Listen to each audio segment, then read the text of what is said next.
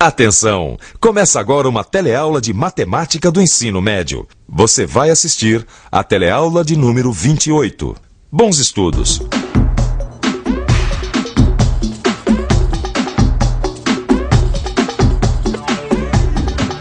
Oi! Todos os dias, quando a gente abre os jornais, a gente encontra gráficos e tabelas como estes aqui. Estes gráficos e tabelas tentam transmitir de forma mais simples os fatos do dia a dia. O leitor que não estiver familiarizado com essas interpretações não acompanha ou perde muitas das informações fornecidas. Gráficos e tabelas não são novidades para a gente.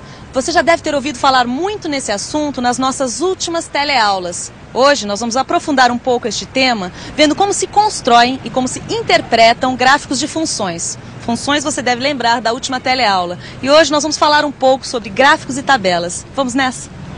Na teleaula de hoje você vai aprender a construir e interpretar gráficos de barras para funções discretas. E também vai saber como são os gráficos de funções contínuas.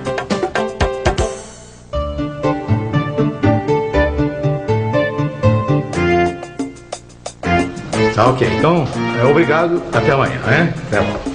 Boa tarde. Boa tarde. Quer dizer que os senhores são agricultores e estão querendo expandir os negócios? Exatamente. E qual é exatamente a dúvida de vocês?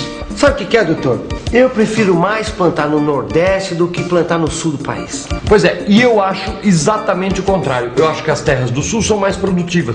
Que a gente vai ganhar mais dinheiro plantando no Sul do que plantando no Nordeste. O que o doutor acha disso, hein? Bem, em primeiro lugar, é bom deixar claro que a região Nordeste é muito grande e seu clima é muito favorável às atividades agrícolas. Não falei pra você? O doutor tá falando. Mas o senhor pode deixar isso aí um pouquinho mais claro pra gente? Mas é claro. Eu tenho até aqui uns gráficos que podem deixar tudo bem transparente. Aqui está. Observem que a temperatura da zona da mata e mesmo do sertão baiano varia menos durante o ano do que a região sul. E vejam também que na zona da mata chove mais do que no sul em muitos meses do ano. Olha, doutor, se o senhor está falando, eu acredito, sabe? É que eu não estou entendendo esses gráficos não, sabe? Não estou entendendo mesmo. Realmente esses gráficos são muito difíceis de entender assim numa primeira olhada. É que nós temos dois gráficos no mesmo plano cartesiano. Ah, isso eu já tinha visto. O senhor quer dizer, tem essa linha curva aqui e tem o gráfico de barras, não é isso? Mas eu tenho esses gráficos desenhados separadamente. Querem ver? Opa, pois é claro. Aqui está. Aqui. E aqui. Nossos amigos estão com algumas dificuldades de entender esses gráficos. Mas também, como já foi dito, são dois gráficos desenhados no mesmo plano cartesiano. Mas eu também tenho esses mesmos gráficos desenhados separadamente. Olha só. Este é o gráfico de barras que mostra o total da precipitação de chuvas a cada mês. Ou seja, ele nos mostra o quanto chove em média, mês a mês, nessas três regiões. Aqui no eixo horizontal estão os meses janeiro, fevereiro, março, abril, maio e daí para frente. E aqui no eixo vertical é medida em milímetros de quanto choveu em cada região. 100 milímetros, 200 milímetros, 300 milímetros e por aí vai. Quer dizer que essas barras representam o total de chuvas em milímetros em um mês. É isso mesmo. Esta função relaciona para cada mês o total de precipitação. Nossa Senhora! Mas sabe o que eu estou percebendo? Que essa representação aqui em gráficos de barra é ótima para fazer a comparação do que o senhor estava mostrando para a gente no começo da conversa. Realmente, com este gráfico a gente não tem dúvida nenhuma. Olha como na zona da mata nordestina chove mais durante vários meses do ano do que a região sul. Mas é verdade, hein? Aqui na zona da mata o mês que chove mais é o mês de maio. Já, olha, na região sul, o mês que chove mais é o mês de junho. E no sertão baiano as coisas são bem diferentes, hein? Não chove quase nada, rapaz. Muito menos que nas outras regiões. Mas como vocês viram, não é todo o Nordeste que tem pouca chuva. Se no sertão da Bahia a água é pouca, na região da zona da mata Água é que não falta. É verdade. É por isso que eu falei com vocês no início da nossa conversa. Dependendo do que vocês vão plantar, uma região pode ser mais importante do que a outra. É verdade. Mas isso não depende só da chuva, não é, doutor? Não, depende de uma série de coisas. Do tipo de solo, do custo de investimento de cada região e de muitos outros fatores. Sim, inclusive a temperatura. Inclusive, que temos também representada graficamente. Então vamos ver esse gráfico aí que mostra a temperatura dessas 3 regiões, né? Vamos. Certo? Estes são os gráficos que nos mostram as temperaturas médias durante o ano nestas 3 regiões. Veja, aqui no eixo, 0 grau. Depois aqui, 5 graus centígrados, 10 graus centígrados, 15 graus centígrados e assim por diante. A primeira coisa que chama a atenção nesses gráficos é que o eixo vertical está deste lado aqui. Isso porque sempre que a gente pensa em gráficos, a gente lembra do plano cartesiano, que é desenhado assim, olha só. Na verdade, esta é a maneira mais comum que nós encontramos. Mas, na verdade, não está errado colocar o eixo vertical como estão nesses gráficos de temperatura. Dá para ler da mesma maneira. Aliás, facilitaria mais ainda se esse eixo vertical andasse pelo gráfico. Quer ver como fica?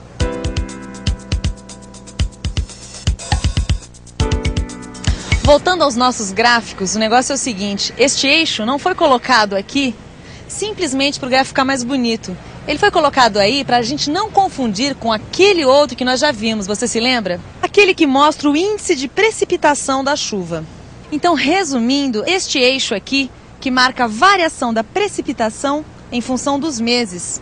E temos também este outro eixo aqui, que marca a variação da temperatura em função dos meses. Mas você reparou uma coisa? O gráfico da temperatura não foi feito usando barras, como o da precipitação.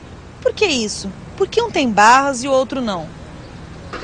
É mesmo, doutor? Por que um tem barra e outro não tem? Porque são coisas diferentes. No caso da precipitação das chuvas, a medição é feita dia a dia e depois a soma total. Isto é, o total durante todo o mês é colocado no gráfico. E com a temperatura também não é assim, não? Imagina fazer um gráfico somando cada dia as temperaturas durante todo o mês. Para você ter uma ideia de como isso seria um absurdo, vamos pegar as temperaturas desta semana que saíram aqui neste jornal. Olha, nós tivemos 25 graus na segunda, 26 na terça, 30 na quarta, 28 graus na quinta-feira e na sexta, 24. Somando tudo isso, dá um total de 133 graus em apenas 5 dias de uma semana. É claro que se aparecer essa temperatura num gráfico, a gente vai pensar que houve uma catástrofe e todo mundo morreu assado, certo? Essa é boa, doutor. Mas, doutor, falando sério, se não é assim, medindo dia a dia que se faz o gráfico da temperatura, então como é que se faz? O gráfico da temperatura é construído usando as médias entre as temperaturas máximas e mínimas diárias de uma região. Ela não passa de 15 para 20 graus direto. O termômetro vai marcando as temperaturas intermediárias entre 15 e 20 graus. Mas nesse caso que o senhor deu o exemplo, qual é a temperatura média?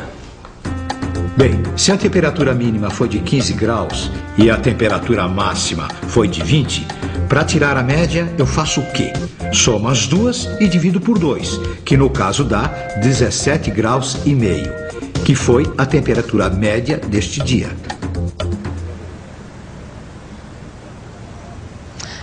Minha temperatura está ótima, 36 graus e meio. Mas o filho de um amigo meu que está com uma virose teve uma noite e tanto.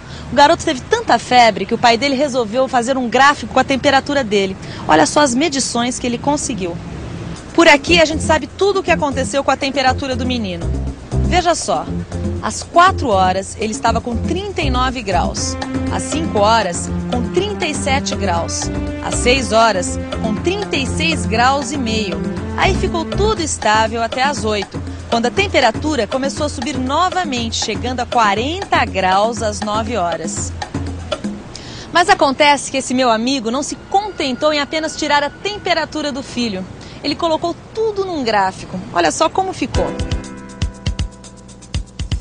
Não preciso nem dizer que quando meu amigo chegou no hospital com a criança, o médico acabou parabenizando ele, porque sem saber ele tinha traçado o quadro clínico que ajudou muito no tratamento da criança.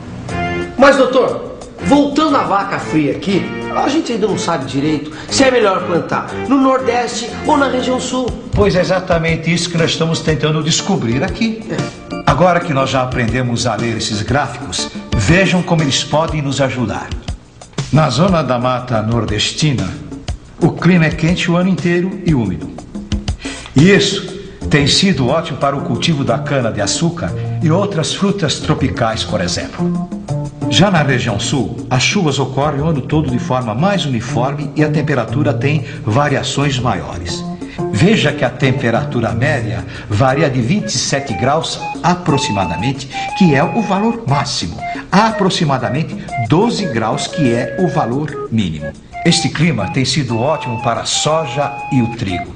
E por último, vamos para o gráfico do sertão baiano.